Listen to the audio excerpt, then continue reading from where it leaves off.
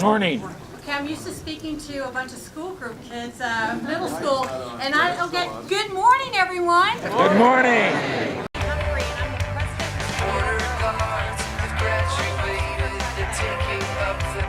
Arizona Science Center, we see over 500,000 school kids and patrons from all over the state here at Arizona Science Center, and we are thrilled to have you here.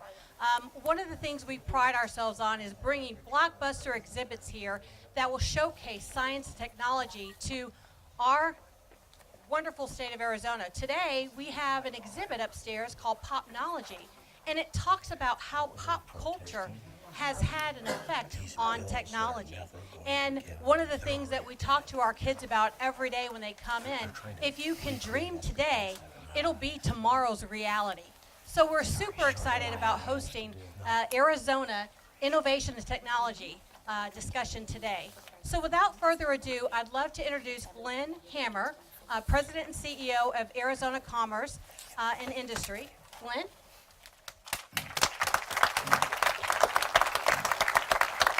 Thank you. Thank you. Welcome, everyone. On behalf of the Arizona Chamber of Commerce and Industry, we're absolutely thrilled to host this very important event on innovation and technology. Before we begin, I want to thank those who made this event possible. I'd like to thank the Arizona Commerce Authority and its excellent leader, Sandra Watson. And I'd like to thank TPI Composites for hosting today's event. Let's give them a nice warm round of applause. When you have an all-star panel, you want to just get right into it. So I'm just going to begin by introducing this panel. First, it's my great privilege to introduce Governor Doug Ducey.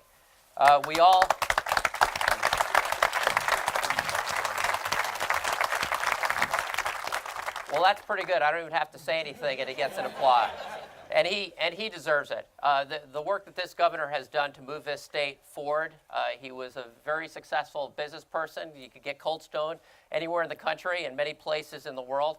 And what he's doing in this state with the innovation economy, I'd argue that there's not a better governor in the United States of America that meets the times. You look at one of his first actions in office to make Uber available to all of us. We all appreciate that, and he is. Thanks, Glenn. And there is a homework assignment. Since we're in an educational institution, this is very important. You talk about unifying people. The governor has done this with Proposition 123. We have to make sure this passes when it goes to the ballot May 17th. $3.5 billion of new money into our K-12 system without raising taxes. Governor Doug Ducey. Next, it's my great privilege to introduce our senior senator, Senator John McCain.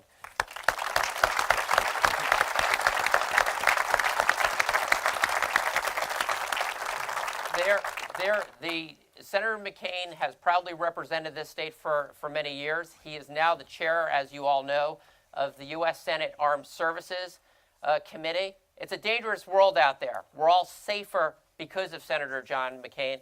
And I would argue that this is the most consequential legislator on the planet Earth. And yeah.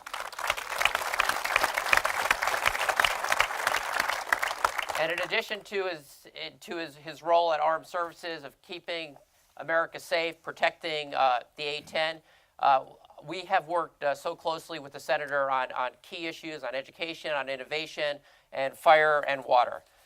Next, we have a very, very special guest from out of town. Jeffrey Immelt is the president and CEO of General Electric, the #1 industrial company in the entire world. And we are very fortunate. Let's give him a nice.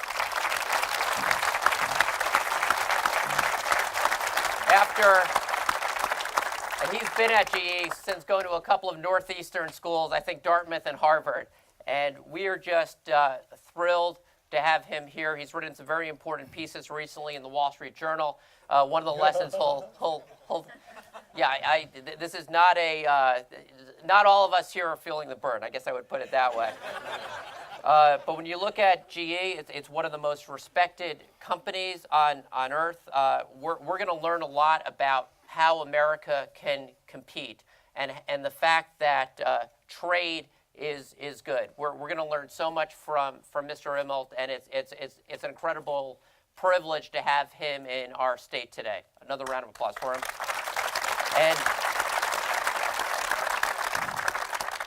And it's also my great privilege to introduce an Arizonan. Jenny Poon is a serial entrepreneur and founder of downtown Phoenix's co-working place, Cahoots, that currently houses 200 plus entrepreneurs. And we're talking about this new entrepreneurial.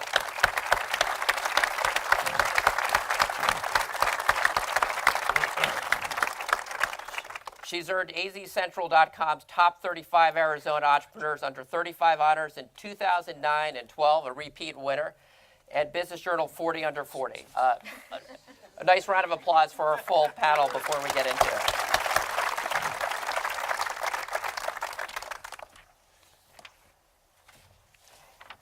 We'll start with our governor.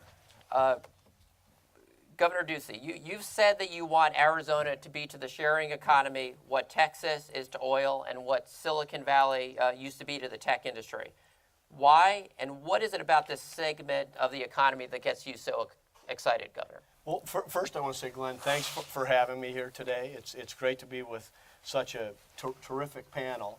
And I think most people know that I come from the private sector. I mean, my background's with Procter & Gamble and the creation of the Cold Stone Creamery brand. So I've seen what can happen in a state that's welcoming to entrepreneurs and innovators. And it was just a learning that I had my first few days as governor. You know, I was choosing different agency heads, and I had the director of weights and measures. You know, I like to ask a leader, you know, who are you, what do you do, and how do you know when you're doing it well? And we had an existing bureaucrat in government who said, what we're going to do is we're going to sting Uber and Lyft, and we're going to shut them down during the Super Bowl.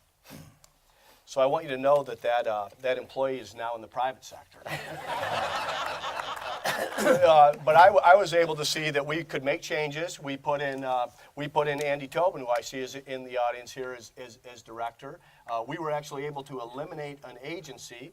We lifted the regulations. Now we have Uber available all over the state, even at the airport. We've got folks like Airbnb making investments here. I know some of the good things that Jenny's doing. I mean, the economy's changing. You can see what's happening on your Samsung or your iPhone or your BlackBerry. We want to be welcoming to this.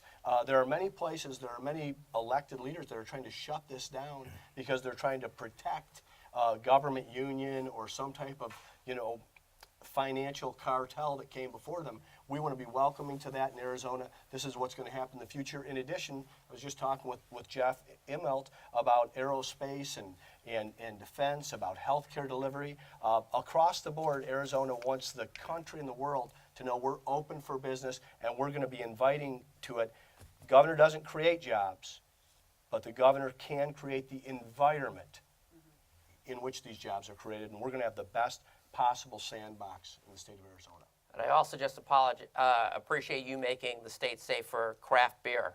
Probably the Four Peaks. Very important, yes. I'll say that the signing ceremony at Four Peaks was definitely the most enjoyable one I've ever been to.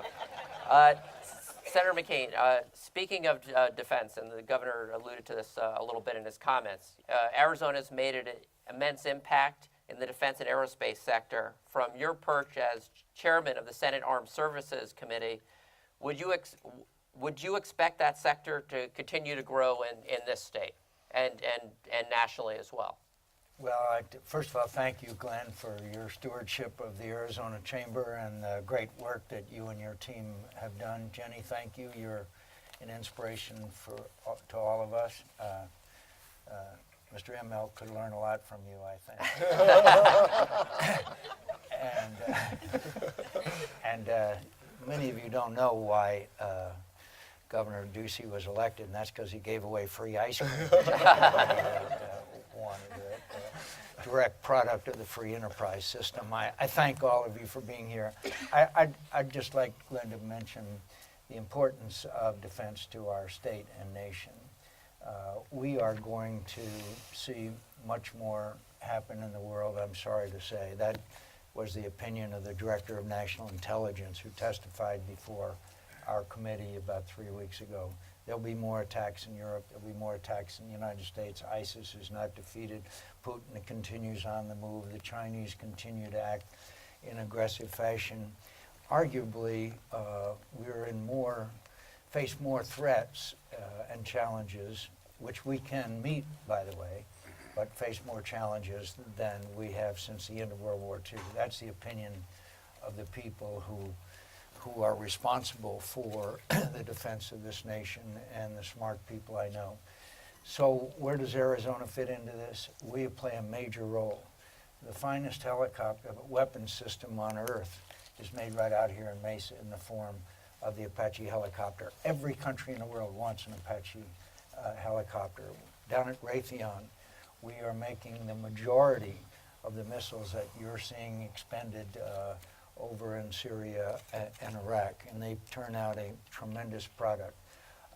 There's many others, but the importance of all this is that there's so many small businesses who are vendors to, which are locally, the proximity of them is important, and their ability to continue to communicate as the needs of these larger companies and corporations is really a major factor. And finally, I don't want to forget the men and women, the thousands of men and women who are serving at Luke Air Force Base, at MCAS Yuma, at Fort Huachuca, at Davis-Monthan, and of course our very robust Arizona National Guard. Their commander, I think, here will testify to that. So we have a big investment in Arizona in our nation's defense. We also have a very large retiree population, as you know. Many of them use the facilities out at Luke and at DM and others. And we also have the finest training ranges on Earth in the Berry Goldwater Ranges. It's the only place left in the United States of America, by the way, where they can use live ordnance for their training. And so the defense is very important, and I'm proud that the F-35 will be first at Luke Air Force Base and at Yuma for the Marine Corps. But the impact on our economy and the small businesses and large businesses is incredibly significant, of which GE plays an important role, I'm happy to say. And Jenny, I think you would agree that one of our challenges is to make these small businesses eligible to do business with the Department of Defense, which unfortunately there are still significant barriers. So I'm proud of our contributions to the military. I'm proud of our veterans who are still not receiving the care that they have earned and deserve, but we'll continue to work on that effort as well. Thank you, Senator. Mr. Immelt, there's been a lot of rhetoric when it comes to trade agreements and some candidates talking about slapping high tariffs. You do business in a lot of different countries. How should we be thinking about this as citizens? I'd start just with arithmetic. So we have 5% of the world's population, and we have 25% of the world's economy. And if we want to sustain that, we have to be in touch with the world. We're not in isolation anymore, so Germany and China and the UK and Japan and India, they all want to do business around the world, so we have many competitors. The third point I'd make is that I've never seen our country more competitive than it is today. Trust me.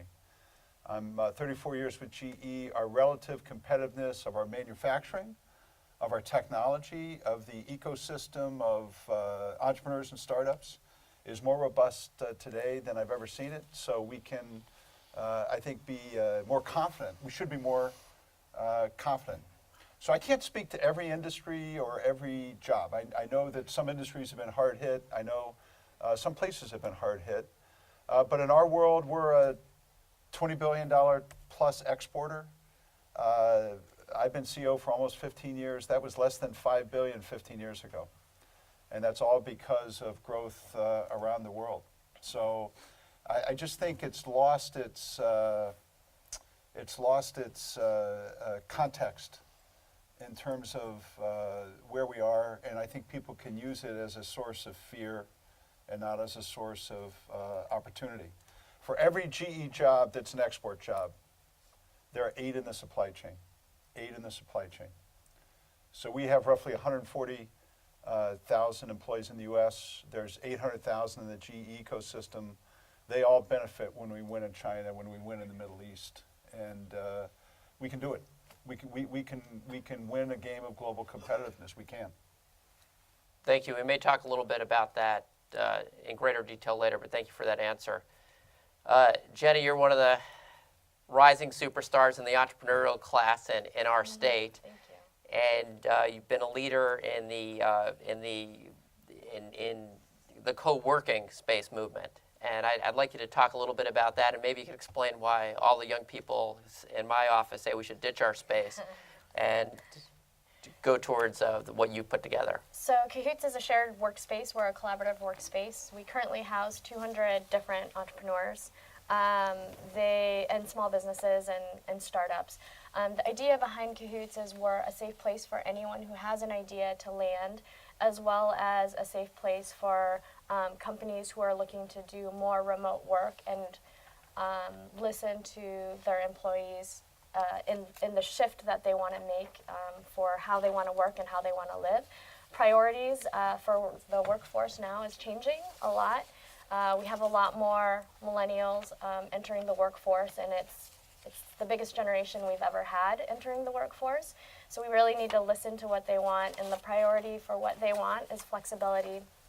We offer a lot of that.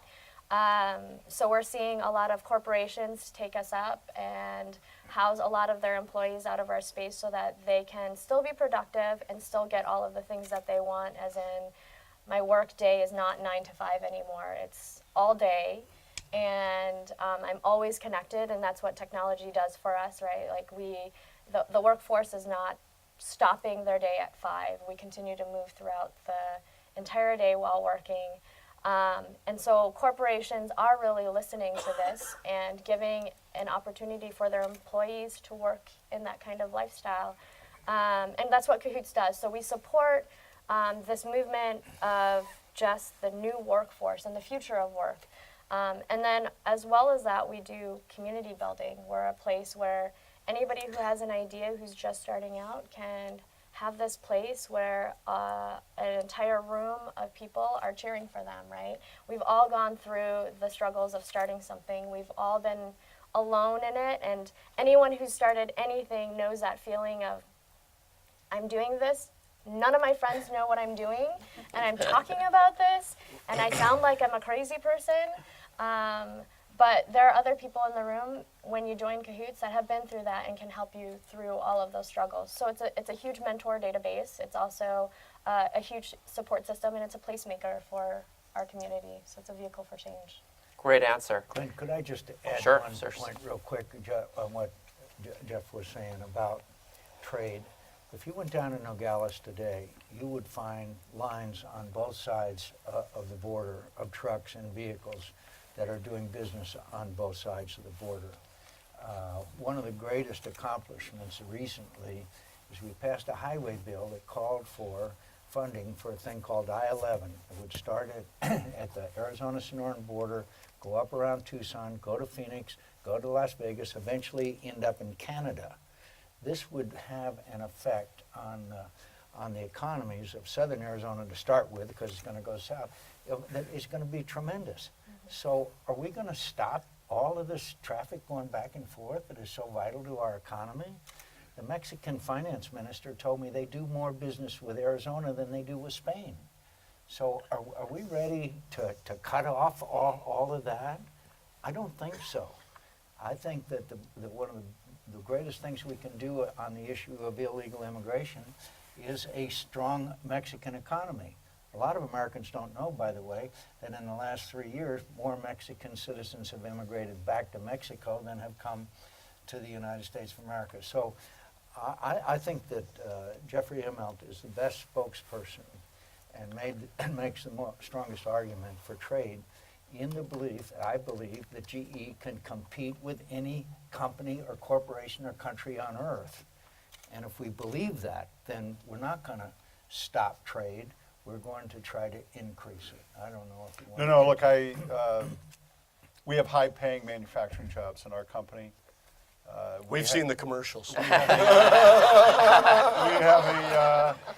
a union vote. We had a union vote last summer and got 90% vote of our unions. And with less trade, there'll be less jobs in those factories. And so it's as simple as that. If you want to create manufacturing jobs, we need access to the world, and we can do it. And by the way, every time we do, we have 5 or 6 startup companies with every jet engine or with every MR scanner. People like to draw in our country, which is another mistake, this line of demarcation between big business and small business. We don't survive without small business. They are in our supply chain, their innovation, we partner, we invest with them.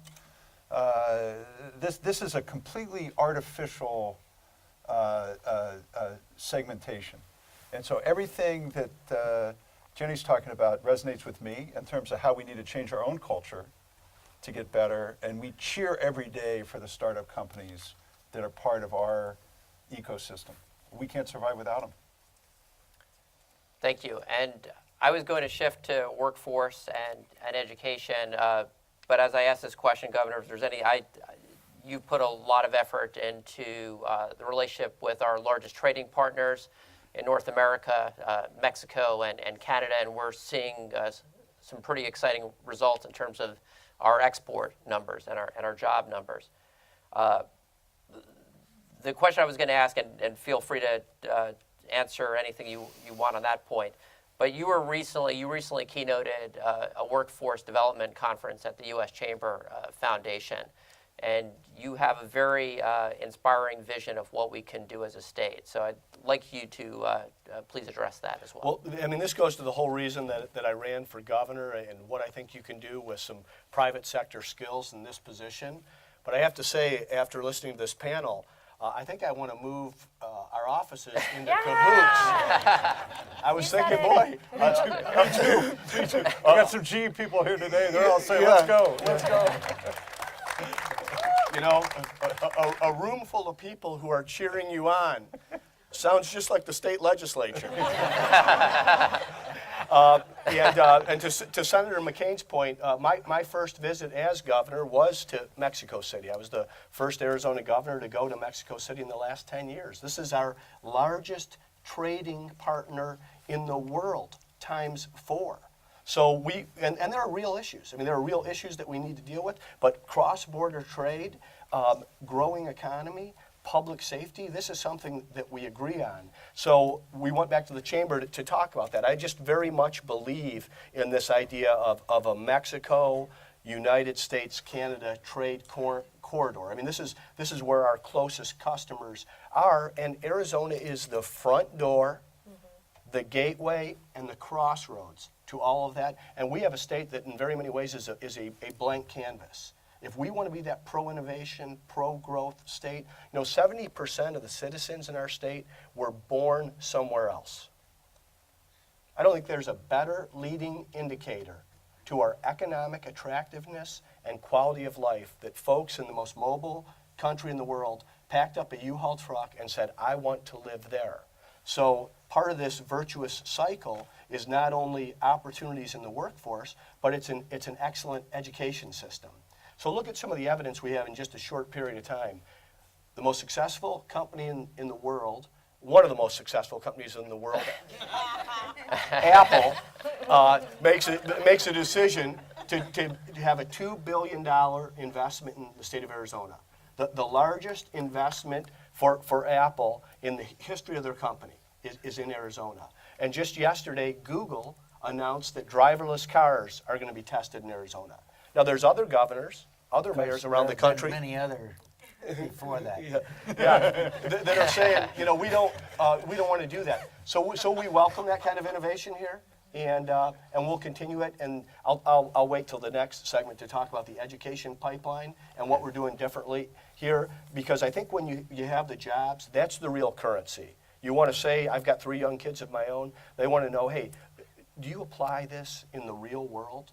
And I think that if we think of our education system in that way and give somebody something where they can see a next step, build a fulfilling career, that's a great gift. And that's what we're going to have to do because, as Jeff said, we're competing globally now. I mean, a job doesn't leave Detroit and go to Chicago. It may, if it's not going to be a economically friendly state, it could leave Detroit and leave America. And Governor, you've used the line, and it's a little bit on my mind because we're at an innovation conference, but you were the first governor of the state of Arizona to do a state visit to Israel. And Yes. startup nation is Israel, and you've used the line, which I've repeated many times, we're the startup state. Yes, yeah. You know, the visit to Israel was so educational on so many different levels, but Israel is the superpower of the world in the water category. No one is better than Israel at water, and if you think of the challenges they have and the neighbors, the hostile neighbors that they have, there are incredible challenges there, but they have a flourishing democracy there. They have incredible innovation and entrepreneurship. The American companies that have made investments there was highly instructive to me, and we can do a lot of those same things in the state of Arizona, and that's that lower tax rate.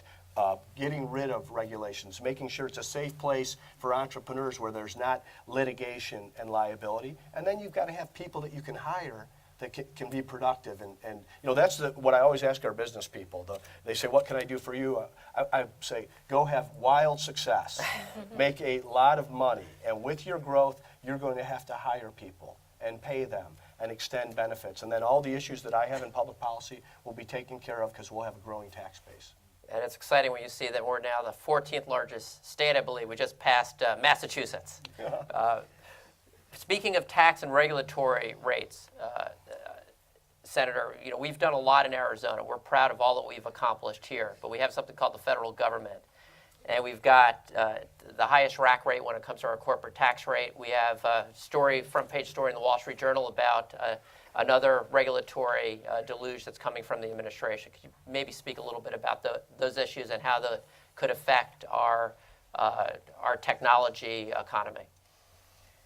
I'm not here on a partisan basis, and this is a bipartisan effort to educate, to improve, to inform.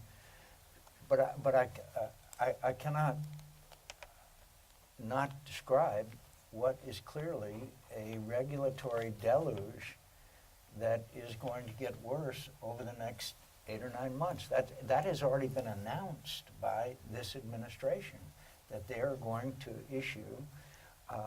continue to issue government regulations, many of which have no basis in law. On 2 major issues, the courts have already stayed. One is the immigration executive orders, and the other was an EPA broad overreach.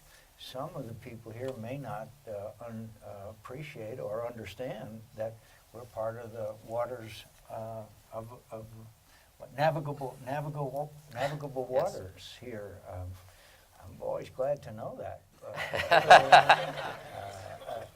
But it is really in the view of many, particularly small businesses, and I'd like Jenny's view on this because, you know, in all due respect, Jeff Immelt, as bad as it is, you can hire lawyers and you can challenge and you can all of the legal expenses. But small businesses, they don't have that ability. They're operating on the margin, and that's where it's really be harmful.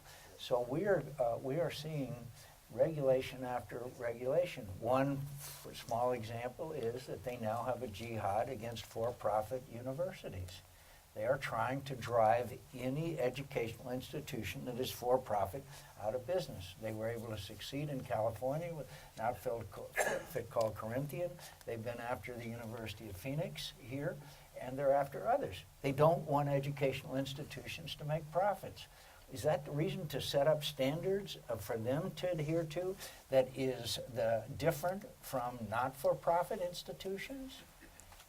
That's just one small example, but most of the regulations that are the most harmful are environmental, and that's where it really slams business as well as small.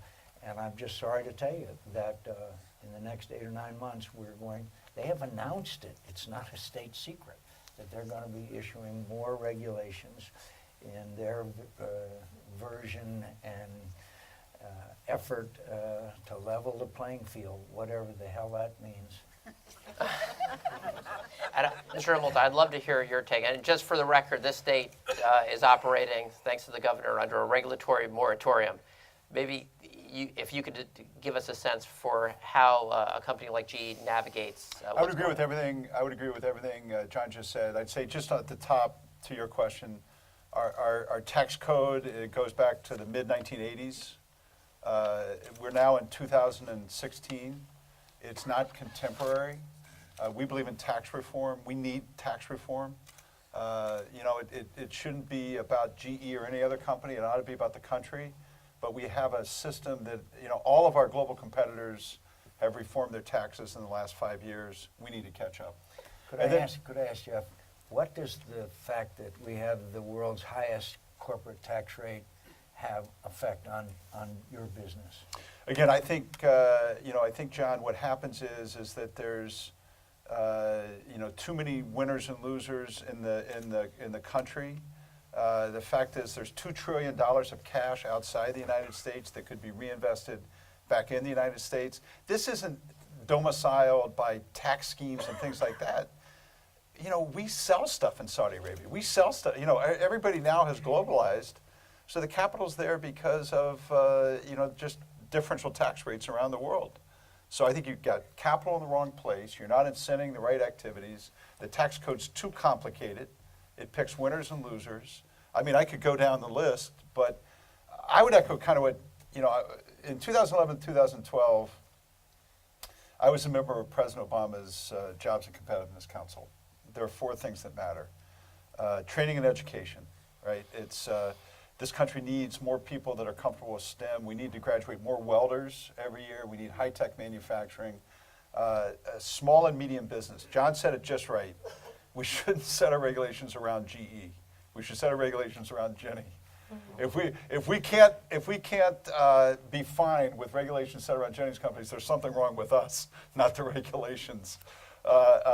We need infrastructure. So all the things you talked about highways and airports and things like that, they matter.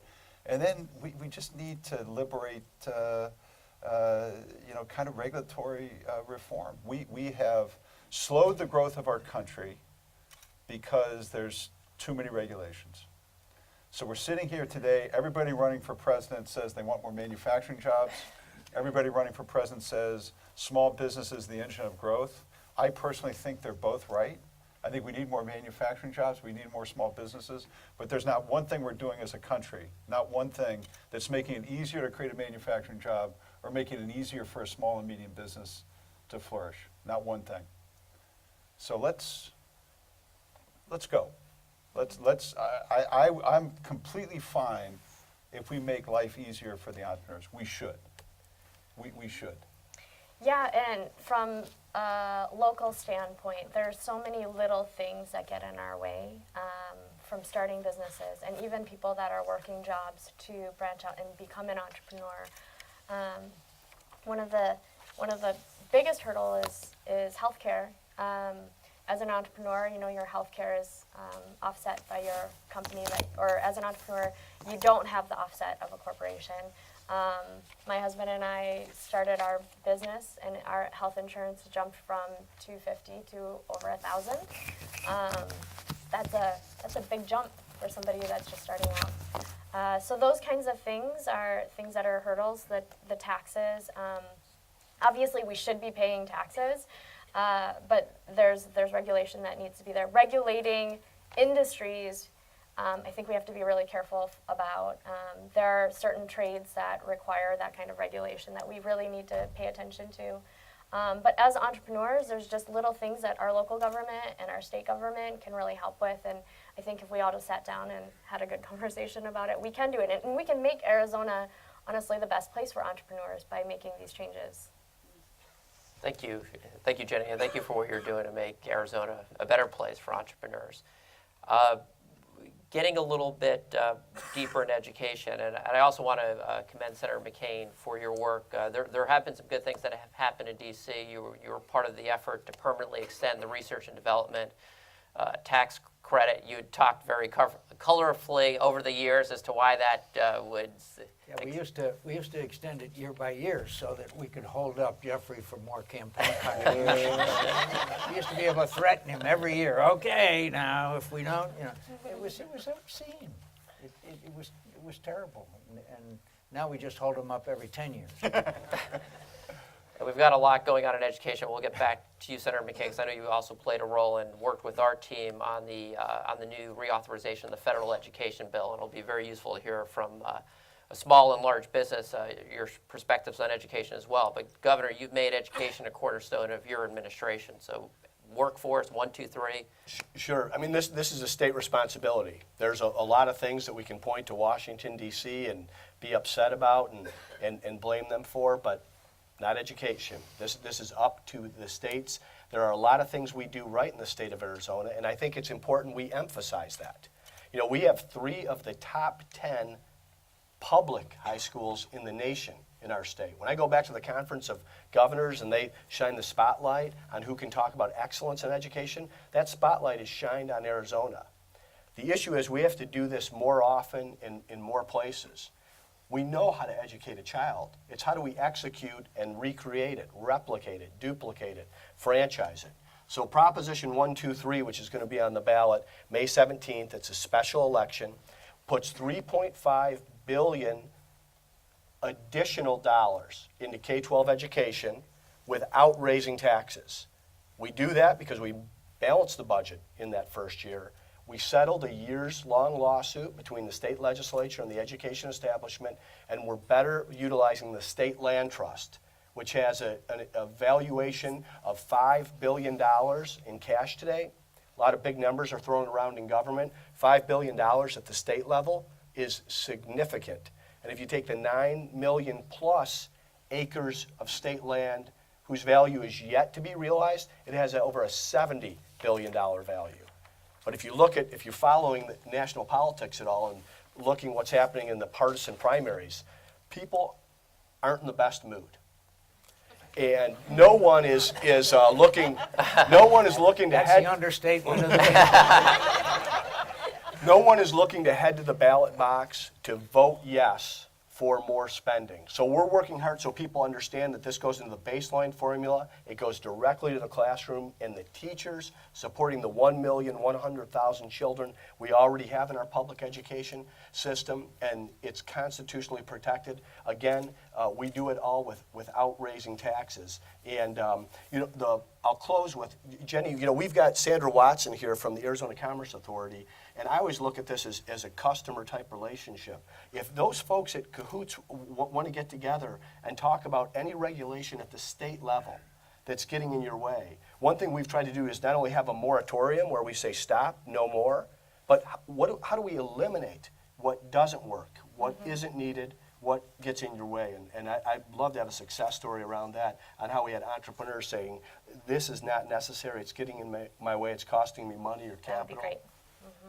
Thanks. Yeah. Thank you, Governor.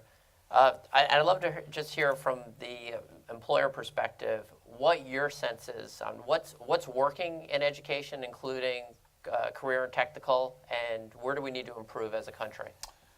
So the first thing I'd say to maybe compliment the governor is that I think as an investor, right, who can invest in any 50 states, we're always looking for who's leaning forward versus who's looking backward. And so when you hear somebody talking about investing $3.5 billion to upgrade K through 12 education, I think everybody should sit here and say, I'm all in for that, right? When it's $3.5 billion because somebody made a mistake in the 1980s and somebody lobbied better than somebody else, blah, blah, blah, that's harder. So I think we always have a certain cheering section for people leaning forward, not looking backwards. Now, number one. Number two, this week I had a review on the next generation of manufacturing technology. This is really about material science. It's called additive manufacturing. It's amazing. I mean, amazing. You're going to be able to take, let's say, of the of the components that go into the high-tech aviation products that are being made today, or any product, energy, you pick it, let's say in the next decade, 25% are going to be made from additive technology.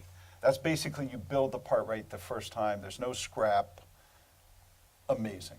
That's all up for grabs. Arizona could win that. Pennsylvania could win that. Texas could win that. The whole supply chain is going to be reinvented in the next 10 years. Amazing. Now the question is, who's going to do that work? When you get back to education, that's going to take, it's going to take high-skilled people that are going to community college, that are good with their hands, aren't intimidated by computers. It's going to take more metallurgists. It's going to take soldiers coming back from the Middle East who are going to be there to drive high productivity and throughput. But I would look around, what are the next gen technologies? You know, immunotherapy, right? If you look at big systems like Banner Health, and how are they going to do cell therapy?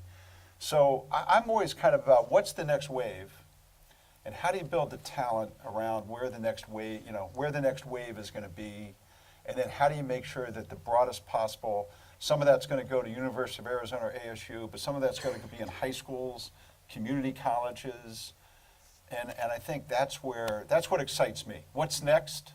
Then how do we build the workforce of the future that's going to be able to do that? And we've got some of the GE team, and what the deal that I make with our great team is to say, look, I can't guarantee where markets are going to go. We got to compete just like everybody else, but we're never going to be outworked. We're never going to be outspent, and we're going to take you wherever we need to take you to be competitive in the 21st century. And that's the deal I think a good employer makes with their team, is that we can't, look, if you're in our oil and gas business right now, you're in a tough go. If you're in our aviation business, the day after 9/11, it was a tough couple years. But we kept spending, we kept educating people, we kept preparing. So if I were the governor, I'd win, I'd pick a couple, 3, 4 of the next gen technologies. I'd get our schools positioned to catch those. And I guarantee you, what I just talked about manufacturing, there's going to be $1 trillion invested in that in the next decade. And there's going to be companies that disappear and companies that flourish based on how well they do. It's exciting. It's a great answer, and right here in Phoenix, we're very lucky. We have one of the, I'd argue, the brightest stars in education, the superintendent of Phoenix Union, Chad Gesson. In fact, he put together a career in technical education on coding. That's just what the country needs, a bunch of 17-year-olds making $100,000 a year. But we see this increased partnership with industry that goes even before university or college, even right into our high schools. And speaking of next generation, As I say, our new headquarters at Jennings Point, we're building a new headquarters in Boston. It's going to have open space that every 24 months we're going to allow 2 or 3 startup companies to house themselves in our headquarters. You meant Arizona, right? We're working on it. We're working on it. I'll tell you guys the story. I was in Boston on Monday. It's 6 inches of snow. Now I'm here. I'm saying, what did I do? I'm like, It's not too late. It's not too late. it's sunny and great. I'm like, oh my God, what happened? And we are doing it. We are doing it here locally. We have the Phoenix Code Academy that is starting up. We have a lot of boot camps that are happening. Cahoots is also launching our own education for youth to help them get the coding, development, leadership skills that they need to get going on a lot of these things. But I think one of the biggest things that we continue to struggle with, we're great on the local front, we're great, but the things that we continue to struggle with is our reputation outside of Arizona. We have great people here that are invested. Like 6 years ago when we started Cahoots, it was constantly this story about Phoenix sucks and we're a ghost town and there's no talent here and there's no jobs here. Well, that's not a conversation that happens anymore. So we've done a really great job on the local front. Everybody running towards making sure that Phoenix is something that people are proud of. And I think we all are very proud to be here. The difference is the nation as a whole doesn't quite see us that way. And so we need to work even harder. And that goes beyond just us on a local front, right? Like that works with us on a state level. And I think that's going to be our biggest hurdle in terms of education too. So we have businesses in Cahoots that fear for their children, right? Like, where are they going to go to school? Well, there's Madison, and then there's great charter schools, and Basis is doing really well too, best in the nation for a good amount of time too. But where else is there, right? Like, we need to build a city that we're proud of, and we're congregating towards the urban core. That's happening. Everything is starting to move forward, but we do need to find some places and some money for schools. So And that's make that what happen. that's what Prop 123 does. And people like to talk about a lot of different statistics. How about a statistic that says Arizona leads the nation in additional investment into K-12 education? And I think it's important because I think our reputation is critical. I mean, it's our brand. It's how people make decisions. So the fact that we grew by 100,000 new citizens last year, the fact that we created 52,000 new jobs, the fact that we're above pre-recession employment levels, that Forbes says that we're the #1 state in the nation for future job growth, that Arizona State University was named the most innovative university in the country, that we produce more Fulbright scholars than any other university in the world, that the Barrett Honors College is the gold standard, the equivalent of an Ivy League education available to all. I mean, this is our story. This is what we should be telling people. Glenn talked about Chad Gueston, who is an incredible success story and a leader in Phoenix Union High School. Started as a teacher, moved to a principal at Carl T. Smith Middle School, changed the world there in a 99% free and reduced lunch school. Went on to Central, now he's at Phoenix Union. The investment in Teach for America, the transition that we're making in terms of education in the state. I mean, this is very much, this state is 104 years old. This is the youngest state in the lower 48. So this ability to affect and lead and impact the state. I mean, Jenny, what you have as a young person, for myself, as someone who moved here and didn't know a single person in 1982 and had never been here, those types of opportunities exist in Arizona. That's what our reputation should be, and it's important that we communicate that out so that all 49 states know that, so that every business leader in the country know it, and that's our international reputation as well. So maybe the governor can tell us what we're going to do with the Phoenix Coyotes. Since he has all the answers, I thought maybe we ought to. That's for the next session, the next panel. Very thoughtful exchange, and Jenny, I appreciate you bringing up Basis. We've got a couple of homegrown charter networks here in Basis and Great Hearts that are expanding out of the state in Texas and other states. Globally, and too. globally, Basis is now in Shenzhen. And I look at them as G equality in terms of education, and we need to treat them like that. And in addition to Phoenix Union, we've got a number of terrific traditional public schools in the state as well. Senator, speaking of sort of those next wave careers, cybersecurity's got to be in that mix. I would love any of your thoughts in what we should be doing in that area. The previous chairman of the Joint Chiefs of Staff, a guy named General Dempsey, was asked, what are the greatest challenges that the United States national security has, and how are we doing in those challenges? And his answer was, we have a significant advantage over any potential adversary, except for one, and that is cyber. And the head of Cyber Command, a really brilliant guy named Admiral Rogers, recently said, the problem is I don't know what I don't know. When you think about that they don't know the extent of what has taken place in hacking and compromising of much of our most valued sensitive information, I'll give you an example. If you look at the latest Chinese fighter aircraft, you'll see some characteristics that are common to the F-35. Now, this is a huge challenge. You've just seen this fight that went on, which has delayed the confrontation about the FBI wanting to get the information from the app that the San Bernardino terrorist that we had gotten from that person. There's many aspects of this struggle. It's technological in that how can we do things to defeat from a purely mechanical aspect. But the other challenge is this fight between the right of every American to have a privacy in their communications and the obligation that government has to protect our citizens. And we have not resolved that. We go back and forth as to what the federal government's abilities should be. And it is one of the more complex challenges we have faced. Suppose that we had this key for every app in America. Well, what would that mean for those that manufacture these devices overseas? They would not be required to have that. I mean, it is, in my view, it's the most complex and ever-changing, because of advances in technology, challenge that the United States of America has had on any issue probably since sometime in the Cold War, when there was the race for space.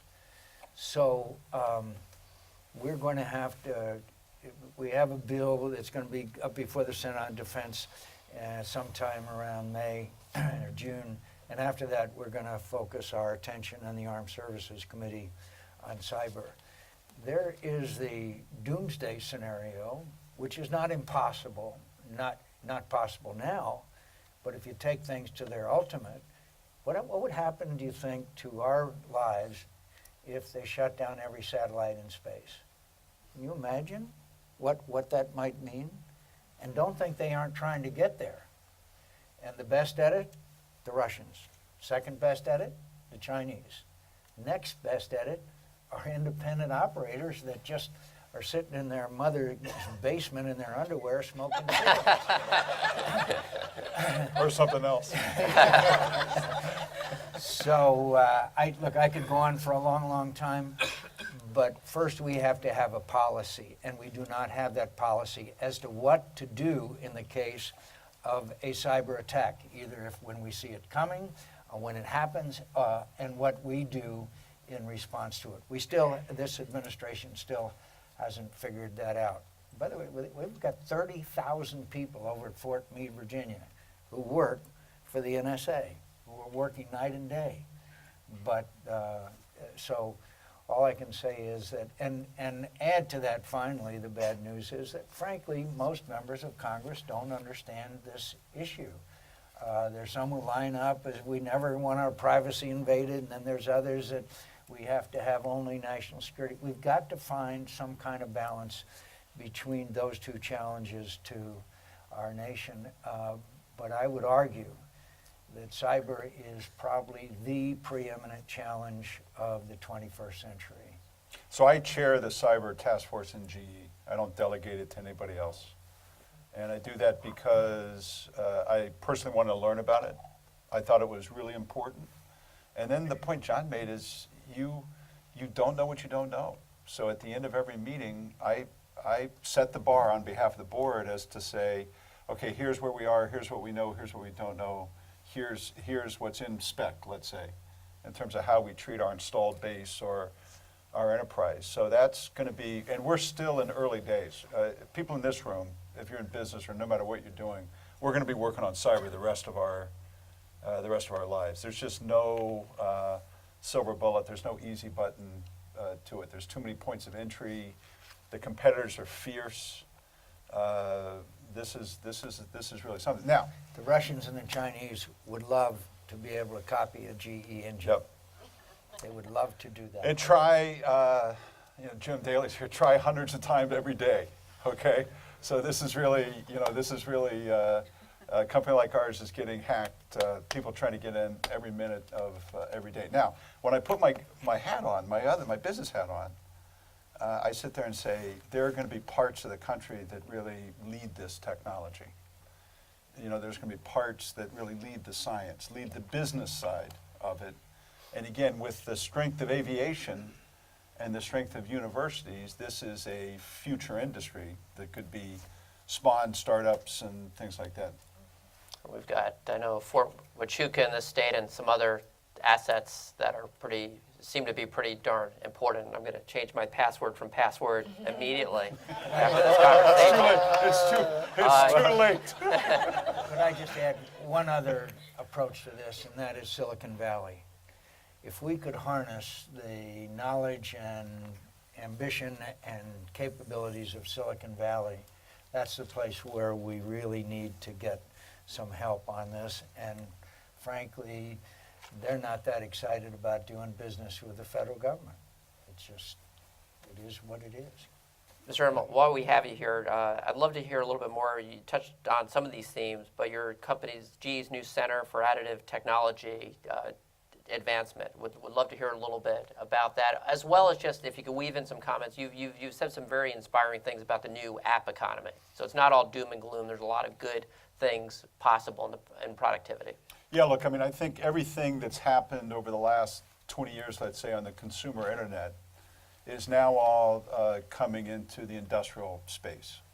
So it's going to happen in different ways. You know, I'd say the consumer internet has really converged around 3 or 4 big platforms. I think industrial will be bigger, but we're at the beginning days of what's called the industrial internet, which is really the ability today to take continuous data off of every asset that's out there and be able to model it to improve its emissions or quality or you know, all the performance. You know, for us with our installed base of, let's say, jet engines, if we can reduce the fuel consumption by 1%, that's worth $3 billion to the airlines around the world.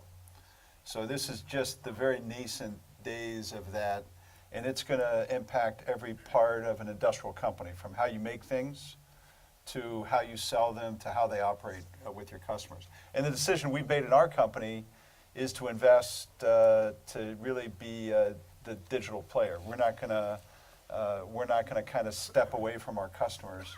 So we're investing, you know, let's say between $1 billion and $1.5 billion a year just in that space.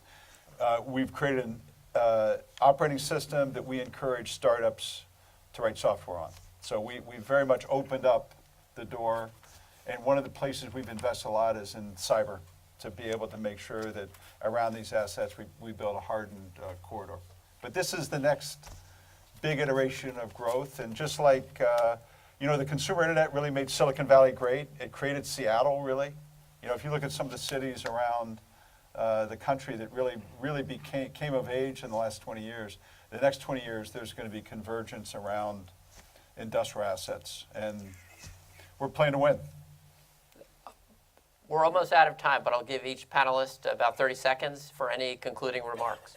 Jenny? I just wanted to talk about a little bit about what small businesses need here in Arizona and the challenges that we face. And like I said, that reputation is a big piece of it, and we're working hard on that. I think we're coming up on April 12th, which is Equal Pay Day. I think women really need to, I mean, it's been 50 years since we've passed legislation to make that law, but we're still struggling, which is silly, why we don't have equal pay here now. And diversity in the workplace is really huge for us too. You walk into Cahoots and every team has one of the most diverse, the diversity in the teams is huge, and that creates this, these different mindsets and perspectives that make innovation possible.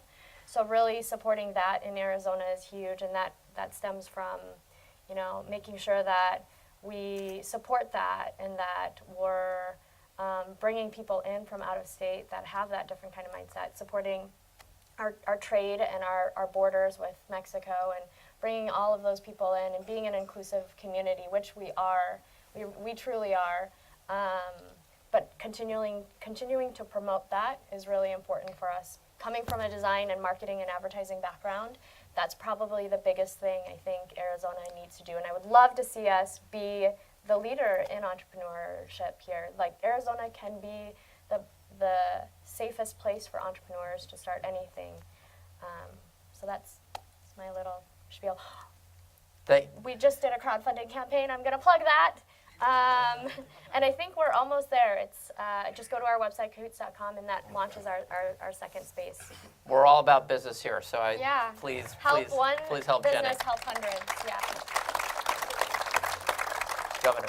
Well, I'd close with, I get asked often, what's the biggest surprise coming from the private sector into the public sector? I would say in this role that I have today, it's how much you can get done if you have a vision, a plan, chart the course and pick the right people. And I think we've probably got the biggest opportunity to affect our reputation with what's going to be on the ballot on May 17th.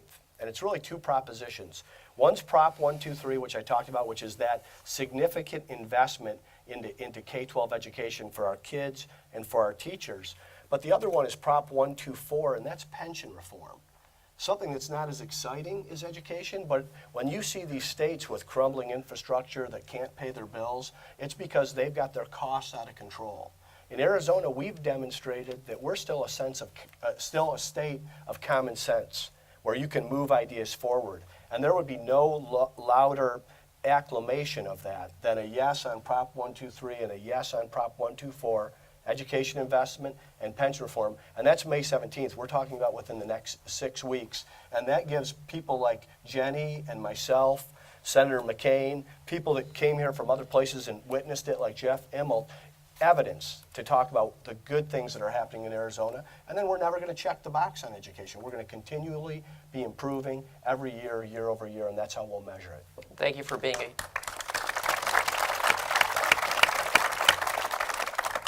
a unifying force in the state. The Arizona Chamber strongly supports both ballot propositions. May 17th, please vote. Mr. Immelt, what a great privilege for us to have you in our state. Would love to hear your final Yeah, look, thoughts. I know there's some people from the GE team here today, so thanks for what you do. I'm proud of you. There's a few customers. Buy more from GE, please. Few investors, always out there hawking the stock. So I encourage all three of those things. Look, we're a long-term investor. We keep investing more as time goes on. We play to win. We want you to be proud that GE is an American company. We want you to cheer for us as we try to sell our products and innovate around the world. And we want to try to make you proud of us as we do it. I'm always turned on by entrepreneurs. I think Jenny's candor and her creativity, I think, is such a great part of the fabric of our country. So I'm always cheering on. The last thing I would say is, look, we've been in a very coarse political season, very coarse. And it's easy as a citizen to get cynical and just plainly to get bummed out. We need good political leadership. I run a company. I'm in the private sector, but believe me, the private sector can't be successful in the U.S. without good political leadership. So, and the governor and the senator here, I cheer for them. I want them to be successful. I want to say thank you to them for their service. But I just think we can't give up on the process, despite how coarse it's become. And just we're at a moment in time when everybody should stand back and cheer to have great leadership in this company.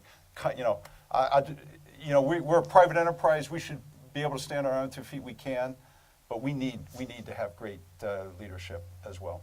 And I'd say thanks to these two guys for their service. Thank you. Closing things out, our great senior senator. Glenn, I want to, and on the political scene, I'd like to remind you of the words of Chairman Mao, who said it's always darkest before it's totally black. But Jenny, you inspire me to believe that we're going to make America great again. So, Jenny, I am inspired by you and what you and so many of your millennials are trying to do. And it seems to me it's up to people like the governor and me and Jeff to provide you all with the opportunities and the incentives, whether it be at the state level on the barriers for entry of your businesses or whether it be on the state level. And I think, on the federal level, I think you would agree, and I know the governor would and Jeff would, that the first thing we need to do is revise the tax code. We've got to give people a tax code they can understand and can trust. Not long ago, I was in Latvia. After they got rid of the Russians, they started from the beginning. In Latvia today, when it's tax time, you go online, put in your PIN, and they say, this is the tax you owe, because they have a total flat tax. And they punch yes or no. I'd love to have every American to be able to have that capability. If they could do it in Latvia, they could do it in the United States of America. I'm so proud of the governor's leadership. I've seen him hit the ground running. I have seen already great things happening to our state, and I am very proud. I'm always proud of Arizona, but I'm certainly proud of the leadership he has provided us. He stopped giving away free ice cream, though. Maybe we can reinstate that practice. Yeah, I didn't get my free ice cream. I've had the honor in my time of knowing some people who have contributed so much to the economy of this country. I haven't met one that is as down to earth and as common sense as Jeffrey Immelt, and I think we are honored to have him come and spend his time with us here today in Arizona. Would you agree?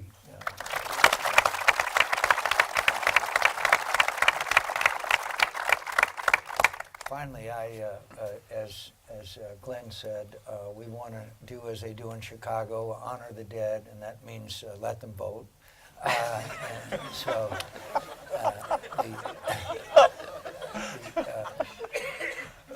I guess who was it that's vote early and vote often, as I believe. Seriously, we are in a very convoluted and unpredictable political season. I hope we would urge all of our citizens, no matter where they are in the political spectrum, to become engaged. The world is in greater threat than it has at any time since the end of World War II. We need a President of the United States who will lead and can lead. And so I hope that all of us will be engaged. And there's a tendency now, because of all this back and forth and how the size of people's hands and all that, that people are turned off, and they are turned off, and they have every reason to be. Well, I'm asking you to turn on and to be involved in the political process. So we owe it to our kids and our grandkids, and we owe it to entrepreneurs like Jenny and her friends to provide them with the kind of leadership that will help them succeed.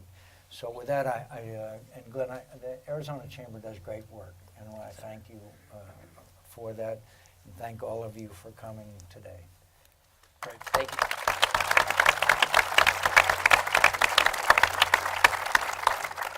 And with that, I'd like to thank Governor Ducey, Senator McCain, Jeffrey Immelt, and Jenny Poon for an outstanding dialogue today. And thank you all for coming. Great. Thanks, I'll see you, Jenny. Good to see you. I want to be helpful. Thank you, Senator. Yeah. Can I put this down? Yes. You were great. Thank you. Thank you. All the young people in my office want to get out and Oh yeah, come on over. yeah, I'll give you my card. I really want to. There's coffee and I mean it's yeah. And a lot of events.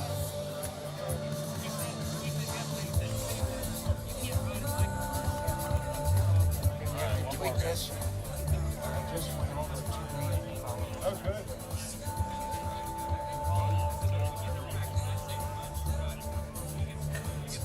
Thanks. Thank you. Wow. I just went over 2 million. Thank That's you so much. incredible. That's like having your own And- newspaper. We really enjoyed meeting you. Yeah, thanks for the kind words. From We'll the grind through basic this. school that I mentioned, Yeah, Craig yeah, Barrett you is the got it. chairman and CEO. Great guy. Thank you. I hired a 16-year-old from Basis to do my Thank scheduling. you. She's now Can I take a 17. picture of all She's of early us? admission into Yes. Dartmouth. Can I Great do a young kid. selfie? Thank you so much for what you do. Yeah. Selfie with We're the gonna do governor. a selfie. Okay, good. Okay, so crowded here. Okay. Let's do it this way. How do you do that? Wait. Are Am you I in the in? right? Yes. Okay, there we go. Hey, that's a great one. Great.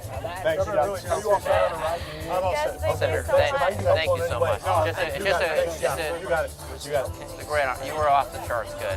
Off the charts. Thanks, Jenny. Off the Yeah. charts. I think, Yeah, I think can this we really chat went well. about Yeah, I want to talk our- about education and regulations. And I want to talk reputation. about We're going to do everything. We're your gonna do sharing everything. economy. Yes. For if you are to talk Yeah, about I'd love that. to. Yeah. I'd love to. You got it. Governor, Glenn, thank you. well done. That was Thanks. okay? Thank Oh, I you. thought it was terrific. Thank you. Yeah. You were outstanding. Thank you, Governor. Thanks, Glenn. She's, I've heard a lot about her. She's, Yeah. Oh no, Oh trouble. no, it's true. All the young people in my office are like, we've got to go into one of these workspaces. Aw. No, sir. So I'm gonna go over. We're Yeah, gonna. come on over. Good. We just Thank you, launched, Governor. so got it. Thanks. Thank you so much. Great job. Thank you. Thank you. Thank you, Janet. It was outstanding. Great. Thank you. You helped We need to balance meet everything. anyways. Yeah, you really helped balance everything. It was good. Okay, It was good. good to get different, and the dad has 3 girls. Yeah. And, well, to me, what's in the water here, I'm from New York originally. This is a very collaborative place. We've got a great mayor. The governor's very collaborative. Thank you all for coming here. Oh, are you tonight. kidding? Hope Thank our you. venue is Oh, okay. wow, what a venue. Thank you. And I'm Jenny. I apologize for not, Yeah, thank you so much. I should have at the end. I apologize. No You worries, were no worries. very We had to gracious. get through the program. Hey, good to see you. Thank you. Jenny? Thank you. I have a family, a 7, 11, and 14-year-old that actually has started a business out of our create space. Oh, awesome. And so our create space is a place where middle fun. schoolers come in and they're actually building and developing their own companies. I love it. And so I'd love to get together. I'm going to give you my card. Yeah, that would be great. They're the Gillespie family. They actually sold one of their pieces to the Steam Festival in California, and now they're developing a next generation 4D printer. Oh, that's awesome. Are they working with anybody? Like, do they have mentors?